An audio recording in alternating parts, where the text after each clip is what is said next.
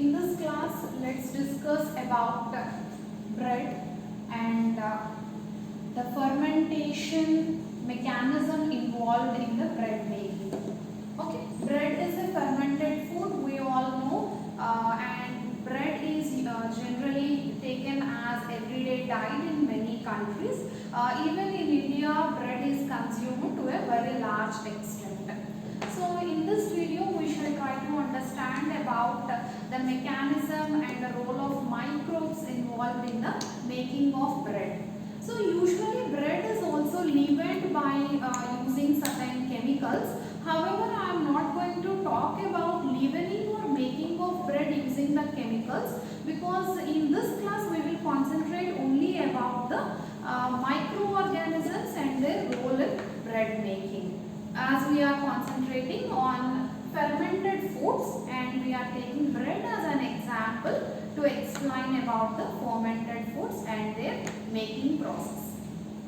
So first of all, coming to the dough that we use in bread making, the dough, to make the dough for bread preparation, we generally use the dough made up of wheat. I mean the wheat flour is the major flour that is used in the dough for bread making. Sometimes we also use rye, maize and some other millets.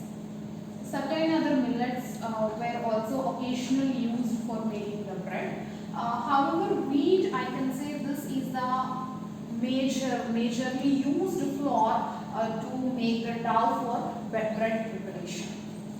I will also come to the reason why wheat is chosen as a major source of flour for dough making for bread preparation. I will also explain you that reason in the further class. Now coming to the microorganisms for fermenting the bread, we all know that famously known baker's yeast. Baker's yeast, that is Saccharomyces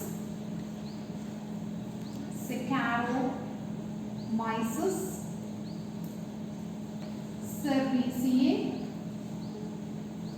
is the widely used yeast culture for bread preparation. So in the name of this itself you can see Saccharomyces. Saccharomyces will tell you that it is going to do saccharolysis. So saccharose means sugars, saccharolysis, they break down the sugars, hence they got the name Saccharomyces cerevisiae. Baker's yeast or Saccharomyces cerevisiae is largely or widely used yeast culture in the bread preparation. Because why we use this yeast especially means it has the ability to grow well, to multiply well between 20 to 30 degrees Celsius. I can say the optimum growth temperature for this yeast is around 25 degrees Celsius, which is the room temperature.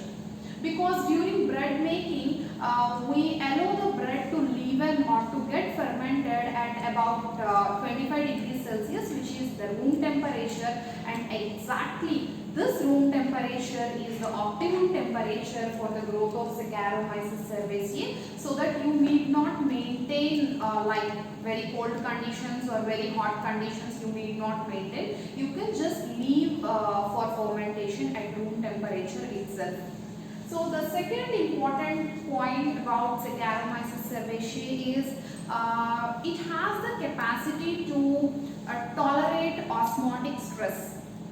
Whenever there is little high sugar concentration or little high salt concentration, because we certainly add some amount of sugar or some amount of salt during the dough making. So this organism is also resistant or it is tolerant to certain levels of salts and sugars. So its growth will not be inhibited when you add sugar or salt during the dough preparation.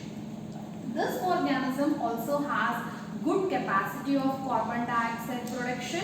You will understand why high amount of carbon dioxide production, how it helps in the bread making. You will understand when you understand the whole mechanism of bread making. So with all these advantages, advantages, Saccharomyces cerevisiae is generally utilized as baker's yeast, that is the primary or the principal microbe involved in leavening of bread. Then the food for microbes. So initially when you want to promote the growth of this Saccharomyces organism, you need to provide certain supplements in the dough.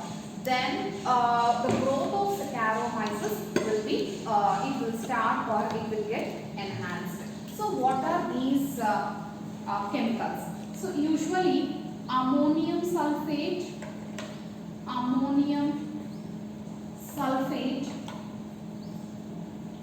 and ammonium chloride. Permitted levels of these salts like ammonium sulfate and ammonium chloride are also mixed with the dough so that they act as a food for this Saccharomyces cerevisiae. Then coming to the main part of bread making, that is fermentation. Generally this kind of fermentation is called as spanneri fermentation. This fermentation generally happens at room temperature. You say around plus or minus 25 degrees Celsius, plus or minus 1 or 2 degrees Celsius to 25 degrees Celsius is the optimum temperature where you allow for fermentation. So once you mix the dough with Saccharomyces culture and you have added the food for microbes, when you knead the dough, you allow it for fermentation.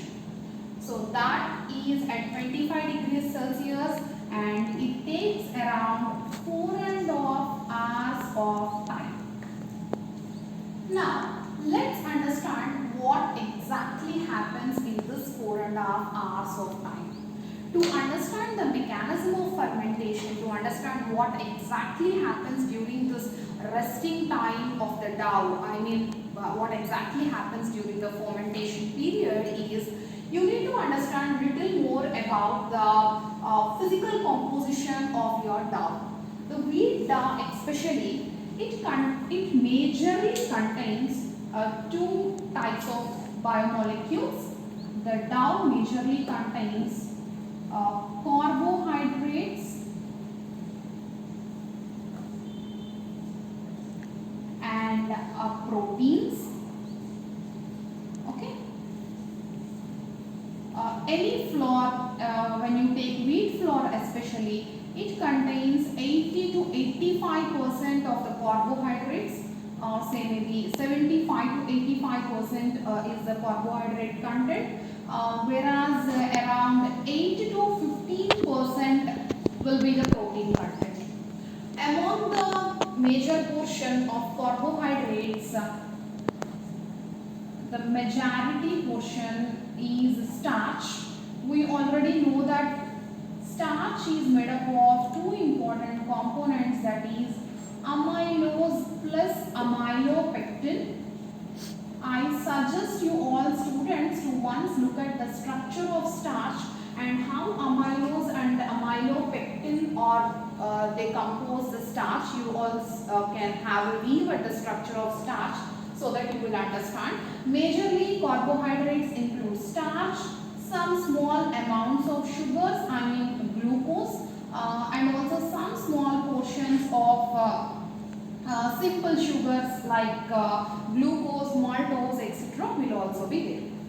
Coming to the proteins, the major portion, when I say 18 to 15%, in this 18 to 15%, when I consider this 15% as 100%, in that again 85%, in this 8 to 15%, 85% is composed of something called as gliadinin. There are two proteins, that is gliadinin and glutenin are the two proteins which forms a major portion of the proteins that are present in the wheat flour.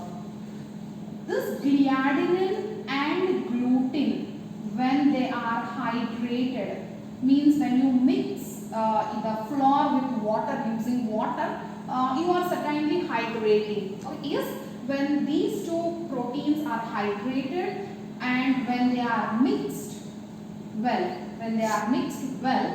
they get composed into a protein called as gluten.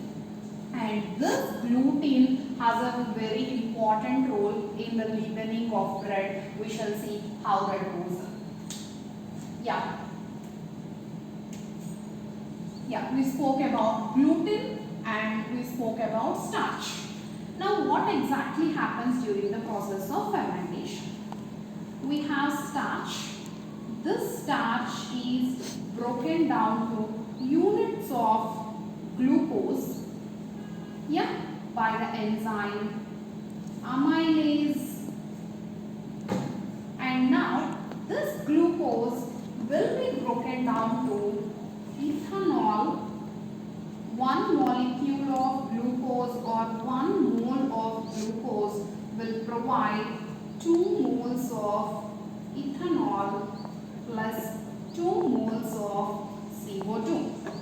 Ethanol and carbon dioxide. This is what happens during the fermentation. Who does this conversion of glucose to ethanol? This conversion is done by Saccharomyces cerevisiae. The enzymes produced by this Saccharomyces is going to convert starch into glucose and then glucose into ethanol and carbon dioxide.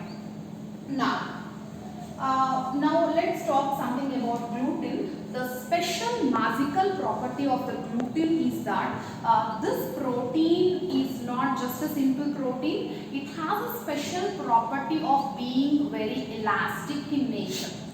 Because of the elastic property, elasticity of this gluten protein, so this gluten protein, it will form small balloon-like structures in the dough. So say this is all your dough, and this gluten forms small elastic bag or elastic balloon-like structures because of its elastic property, viscoelastic property. So on the other side, this starch is broken down to produce carbon dioxide, right? This carbon dioxide, it diffuses into these balloon-like structures, and it will allow these balloon-like structures to expand further.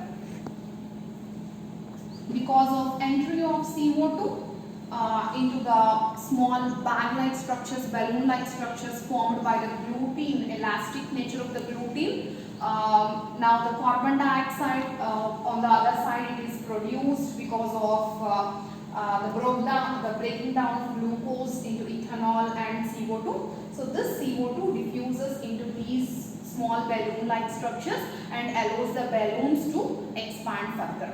Because of this, the bread leavens or the volume of your dough increases to around 4 to 5 times to the initial volume. Say if you have taken the initial dough is of this volume, so finally after 4.5 hours of fermentation, the final size will increase by around 4 to 5 times, and also there is a raise of 6 degrees Celsius temperature inside the dough. This is because all the reactions of fermentation or all the activity of your yeast activity is exothermic in nature. Because of this, initially you have incubated at 25 degrees Celsius. However, when you test the temperature inside the dough after your 4.5 hours of fermentation, it gets increased by about 6 degrees Celsius. One more thing, what happens is certain amount of carbon dioxide, some small amounts of carbon dioxide, because carbon dioxide is miscible in the water, you use water to knead the dough, right, to mix the flour. So it reacts with some amount of water, it diffuses into some amount of water, and it also produces carbonic acid. Okay, carbon dioxide plus water, we know it produces carbonic acid. Since carbonic acid is an acid, it certainly lowers the pH. It certainly decreases the pH. Yeah, so because of lowering of the pH, further helps the hydration and the swelling properties of the gluten. Gluten can get more hydrated because of the lowered pH, and it can swell a little bit more, so that the bread will leaven more in size. So this is about the fermentation. So all these reactions or all these phenomena that occurs during the fermentation is preliminarily called as pannary fermentation. It takes about 4.5 hours. Increasing temperature by 6 degrees Celsius would happen, and yeah, I told you why we majorly use wheat is because wheat contains high amount of the protein gluten. When you compare to other flours, comparing with maize flour, millet flour or rye flour or any other jowar flour, etc., all these flours may not have, or they have very less content of gluten, but wheat flour will have high amount of gluten. That's why wheat flour is majorly used for the bread making process. Fine. Then coming to the next step, that is pre-baking. Pre-baking, generally we use something called as proof racks or proof bed, we call it as proof racks. So there are certain boxes or there are certain racks where we provide the temperature of about 35 to 43 degrees Celsius, and here we keep the dough after fermentation. We keep the dough in proof racks, or you also call it as proof boxes, okay, where 35 to 43 degrees Celsius of temperature is maintained, and this is kept like that for about 60 minutes. Why we put at this temperature for certain time is, we know that carbon dioxide is a gas. When you increase the temperature, previously temperature was 25, now it is about 40 degrees Celsius. When you raise the temperature, there is a chance that carbon dioxide is a gas which expands. When carbon dioxide expands, it still increases the volume of your small balloons inside it. The gluten cells or the gluten molecules will still enhance in their size. That's why pre-baking is done. And then coming to the baking. Baking is done at about 100 degrees Celsius. Usually it goes up to 100 to 120 degrees Celsius. What happens during baking is the alcohol. Yeah, we forgot about alcohol, right? We spoke only about carbon dioxide. We still have the ethanol or the alcohol produced, 2 moles produced for every mole of glucose. So this ethanol is still there inside your dough. The ethanol will get evaporated easily it starts evaporating at even 40 and at 100 degrees Celsius. Almost all the ethanol will get evaporated, and the yeast cells which are doing fermentation for all this time, the yeast cells and the enzymes of the yeast will all get inactivated, or the cells will get killed when you reach above 100 degrees Celsius. And the carbon dioxide still it expands the gluten balloons kind of things. The gluten cells will be expanded. So baking adds certain flavors to your bread, and we all know that baking will be generally the final step in bread making.